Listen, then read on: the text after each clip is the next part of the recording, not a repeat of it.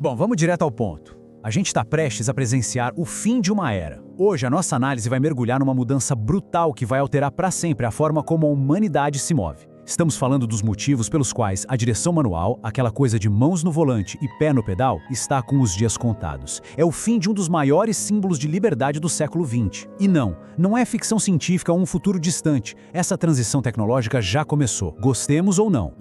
Para começar a entender isso, basta a gente pensar num simples deslocamento para o trabalho. Todos os dias, pessoas assumem o controle do que muitos consideram a máquina mais letal já inventada pela humanidade. Um projétil de 2 toneladas de metal e vidro que se move através de explosões controladas de combustível. E quem é que pilota tudo isso pelas ruas caóticas da cidade? Um operador puramente biológico. A gente confia nossa segurança a instintos primitivos, reflexos cansados e uma atenção que, vamos combinar, vira e mexe e se perde. E o resultado prático dessa equação? 1.300.000. Esse é o número de vidas perdidas no trânsito globalmente todos os anos. É como se uma cidade inteira sumisse do mapa todo santo ano. O cérebro humano é simplesmente falho para operar essas máquinas em alta velocidade. Nós somos de fato o elo mais fraco de toda essa corrente. O mais louco é que a sociedade aceitou esse massacre como um pedágio normal pela liberdade de ir e vir. Mas a engenharia moderna está prestes a rasgar esse contrato. É aqui que fica muito clara a discrepância absurda entre esses dois mundos. De um lado, o nosso processador biológico, cheio de reflexos lentos, distrações emocionais e totalmente propenso ao erro. Do outro lado, a inteligência artificial de nível 5, uma tecnologia fria, equipada com lidar, radares e uma precisão matemática que reage não em segundos, mas em nanosegundos. A diferença é tão gigantesca que o ato de segurar um volante logo vai ser encarado pela sociedade não como um direito, mas como negligência criminosa. O nosso caos biológico simplesmente não tem como competir com a máquina. Então, como a gente chega nesse futuro impecável e sem batidas? Vamos para a primeira parte da nossa análise, a Catedral de Sensores, que é onde a gente entra na cabeça da autonomia de nível 5. Olha só, essas máquinas não enxergam o mundo físico como a gente enxerga. Elas operam numa matriz de dados constante, realizando trilhões de operações por segundo. Com radares de ondas milimétricas, câmeras térmicas e sistemas de LiDAR, o veículo constrói um mapa 3D dinâmico que simplesmente ignora as limitações humanas. Chuva torrencial, neblina densa, escuridão total, para inteligência artificial tanto faz. Essa rede é capaz de prever o movimento de uma criança numa calçada antes mesmo de ela decidir correr para a rua. É uma capacidade de antecipação que quase parece premonição. Só que, por trás de toda essa eficiência, existe um dilema ético bem tenso. E um caso extremo de falha mecânica inevitável, quem deve sobreviver? É o famoso problema do bonde, só que agora codificado em programação pura. Quando o acidente vira uma certeza física, sai de cena o pânico e o instinto de sobrevivência e entra uma lógica absurdamente rápida e fria. O sistema age praticamente como um motor de resiliência, tomando decisões morais em 3 passos rápidos. Primeiro, ele detecta a falha mecânica. Segundo, em frações de milissegundo, ele calcula o valor utilitário de cada trajetória possível para a colisão. Em terceiro, ele executa.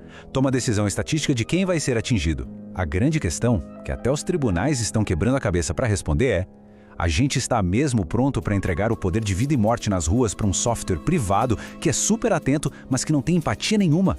Agora, deixando a ética das máquinas um pouco de lado, a gente esbarra na seção 2 do nosso dossiê. O verdadeiro barril de pólvora das próximas décadas. A Guerra das Frotas. O caos humano batendo de frente com a lógica das máquinas. É até irônico, mas os veículos autônomos são programados para terem uma civilidade absoluta.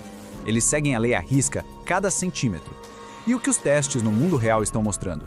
Que motoristas de carne e osso estão toda hora batendo na traseira desses robôs comportados. Por quê? Porque as pessoas simplesmente não esperam que um carro cumpra a lei de trânsito de forma tão perfeita. Para tentar resolver isso, a infraestrutura V2X, ou Veículo para Tudo, entra em cena. A ideia é transformar as ruas numa extensão da internet, onde carros, semáforos e placas conversem ao tempo todo numa sinfonia contínua de dados.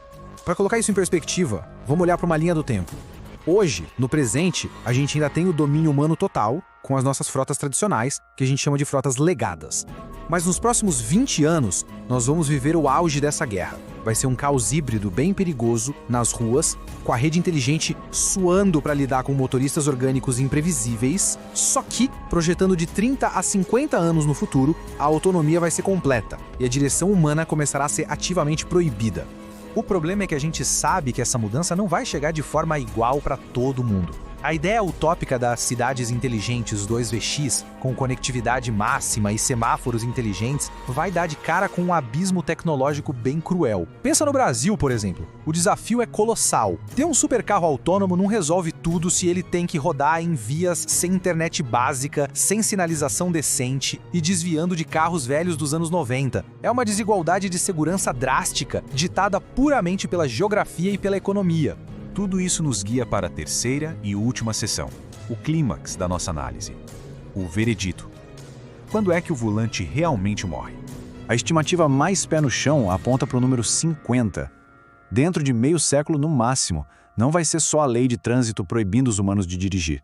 O próprio sistema global de seguros é que vai fazer o serviço sujo. Segurar um motorista biológico propenso a cometer erros vai virar um risco tão alto que as seguradoras vão cobrar prêmios estratosféricos. Basicamente, assumir o controle do carro se tornará algo financeiramente inviável para qualquer cidadão comum. E aí, o cenário do futuro que se desenha fica muito claro. Dirigir vai deixar de ser necessidade e se tornará um hobby de luxo, algo exclusivo para os ultra-ricos. E detalhe, confinado apenas a autódromos ou pistas privadas. As vias públicas vão ser um território soberano dessa rede autônoma impecável, sem engarrafamentos e sem acidentes. O interior dos carros vai mudar de vez. Sem a necessidade de um volante ali na frente, os veículos se transformam em salas de estar, escritórios móveis superprodutivos ou até cinemas ambulantes.